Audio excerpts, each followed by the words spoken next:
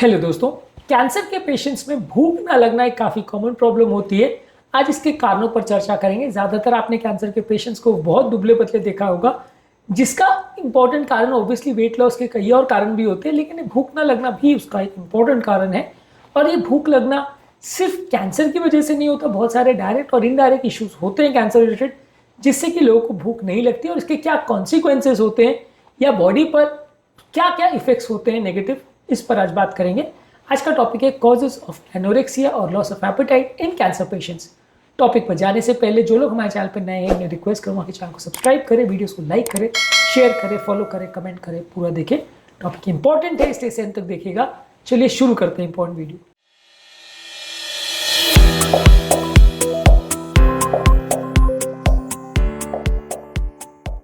सबसे पहला, कई बार ट्यूमर की लोकेशन इस जगह पे होती है, जैसे अगर स्मॉल इंटेस्टाइन का ट्यूमर है, इसोफेगस का ट्यूमर है या स्टमक या पेट का ट्यूमर है, तो वो खाने से इंटरफेयर करेगा।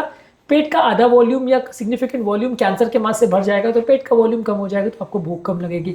तो अगर किसी व्यक्ति को ऐसी जगह पे जो कि इंटेस्टाइनल ट्रैक्ट से इन्वॉल्व है, वहां पे अगर कैंसर है, तो वो ट्यूमर का लोकेशन की वजह से ही लोगों की आधी भूख खत्म हो जाती है, क्योंकि लोग खा नहीं पाते। कई बार कुछ लोगों को खाना खाने पर बहुत ज़्यादा पेन होता है, ये भी एक बड़ा इशू होता है जिसकी वजह से लोग खाना नहीं खा पाते। कई बार अगर अन्नली का अगर कैंसर हो, तो खाना खाने या खाना निगलने के टाइम खाना अटक जाता है, वॉमिटिंग होती है, पेन इतना ज़्यादा सिवियर होता है कि वो एक डर बैठ जाता है, जिसकी वजह से आप सॉलिड खाना खाना ही नहीं चाहते हो। लिक्विड फिर भी थोड़ा बहुत ले पाते हैं, क्योंकि वो थोड़ा कैंसर में थोड़ी सी जगह होती है तो निकल जाता है, पर सॉलिड खाना निकलने में एक बहुत मुश्किल का सामना करना पड़ता है कैंसर पेशेंट्स को। तो ये भी एक इंपॉर्टेंट रीज़न होता है डाइजेस्टिव ट्रैक्ट के कैंसर में, जिसकी वजह से लोगों की भूख मर जाती है। अगला इंपॉर्टेंट इशू है कि कैंसर वाले पेशेंट में बॉडी का मेटाबॉलिक प्रोसेस इतना ऑल्टर हो जाता है कि सारा खाना जो है कैंसर के सेल सोख लेते हैं, सारे मेटाबोलाइट्स और न्यूट्रिएंट जो कैंसर के सेल सोख लेते हैं। इसलिए बॉडी का जो नॉर्मल नेचुरल सिस्टम है भूख लगने का और खाने को मैनेज करने का, ये सिस्टम कॉम्प्रोमाइज हो जाता है। ब्रेन के लेवल पर जो सारा बॉडी का सिस्टम होता है, ग्लूकोज को मॉनिटर करने का, सारे न्यूट्रिएंट को मॉनिटर करने का, ये गड़बड़ा जाता है। कैंसर से रिलेटेड साइटोकाइन्स की वजह से भी ऐसा होता है, क्योंकि कैंसर बहुत सारे ऐसे साइटोकाइन प्रोड्यूस करता है जो कि आपके ब्रेन में और बाकी जगह पैट करते हैं, जिसकी वजह से आपका ओवरऑल भूख मर जाती है।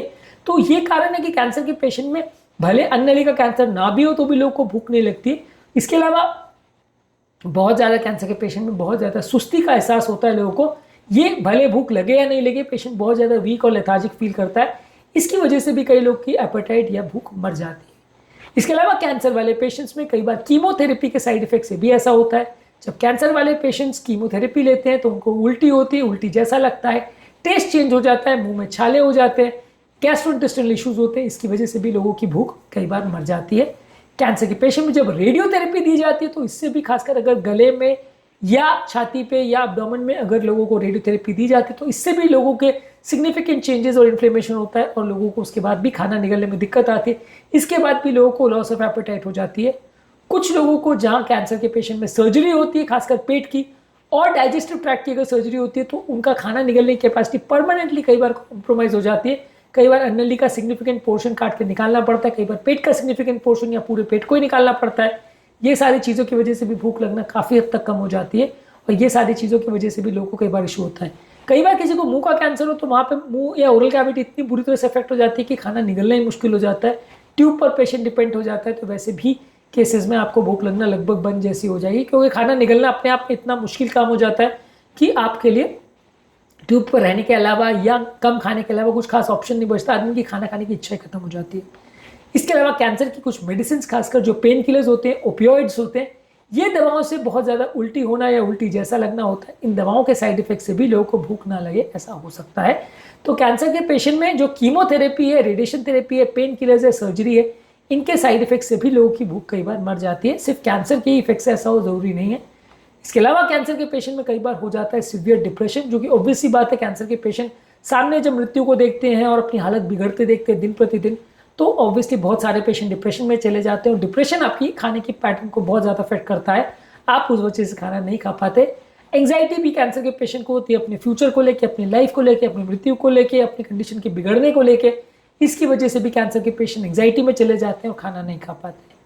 इसके अलावा कैंसर के पेशेंट को बहुत ज़्यादा फटीग और लेथार्जी होता है, जिसकी वजह से खाना खाने का एक्सपीरियंस भी अच्छा नहीं होता। आपको खाने की इच्छा ही नहीं होती, आप दिन भर पड़े ही रहना चाहते हो। खाने के लिए कोई बोलता भी है तो आप उसको अवॉइड करते हो, क्योंकि खाने का ये एक्सपीरियंस अपने आप में काफ़ी ज़्यादा साइकोलॉजिकल ट्रॉमा लेके आता है तो आप वैसे भी खाना नहीं खाना चाहते। अब बात करेंगे कैंसर वाले पेशेंट में ये जो भूख नहीं लगती, इसके साइड इफेक्ट्स या इसके इफेक्ट्स क्या होते हैं। कैंसर के पेशेंट में बहुत ज़्यादा वेट लॉस होता है, बहुत ज़्यादा उनको वीक फील होता है, जिसकी वजह से मसल वेस्टिंग होने लगती है, वीकनेस और बढ़ते चली जाती है और एक चेन साइकिल चालू होता है। जैसे जैसे पेशेंट वीक होता है उसकी खुराक कम होती जाती है, जैसे जैसे खुराक कम होती है वीकनेस बढ़ते जाती है, तो एक विशियस साइकिल बढ़ते चला जाता है, जिससे पेशेंट की हालत इतनी जल्दी बिगड़ने लगती है और कैंसर के बदले पेशेंट वीकनेस और फटीग की वजह से ही बहुत जल्दी ऐसी हालत में चला जाता है कि उसको बचाना बहुत मुश्किल हो जाता है। इसके अलावा पेशेंट्स को कई बार ये एनोरेक्सिया या भूख नहीं लगने की वजह से माल नरिशमेंट हो जाते हैं, घावों के भरने का प्रोसेस, इन्फेक्शन से लड़ने का प्रोसेस, ये सारी चीज़ें कॉम्प्रोमाइज़ हो जाती है। जब आपको भूख नहीं लगती है तो बहुत सारी बीमारियां इससे रिलेटेड होती है, जो कि डायरेक्टली और इनडायरेक्टली कैंसर पेशेंट्स की लाइफ को अफेक्ट करती है। ओवरऑल कैंसर पेशेंट्स को बहुत ज़्यादा वीकनेस होती है, फटीग होती है, उनकी क्वालिटी ऑफ लाइफ कॉम्प्रोमाइज़ हो जाती है। ये भी कैंसर पेशेंट्स की बीमारी का एक इंपॉर्टेंट प्रोसेस है। और इसके अलावा कैंसर पेशेंट्स में कई बार बहुत ज़्यादा वेट लॉस होता है, ये कई बार एनोरेक्सिया की वजह से होता है। कैंसर खुद से भी वेट लॉस कराता है, इसके अलावा भूख नहीं लगती तो और वेट लॉस होता है।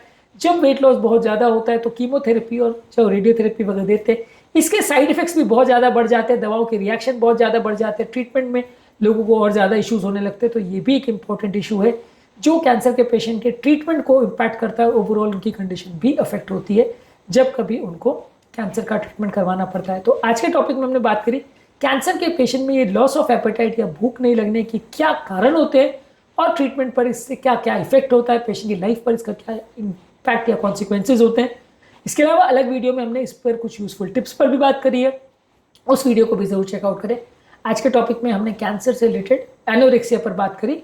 उम्मीद करूंगा कि आज के टॉपिक पे कुछ नई बातें जानने को मिली होगी। जो लोग हमारे चैनल पर नए हैं उन्हें रिक्वेस्ट करूंगा कि चैनल को सब्सक्राइब करें, वीडियोस को लाइक करें, शेयर करें, फॉलो करें, कमेंट करें तुरंत।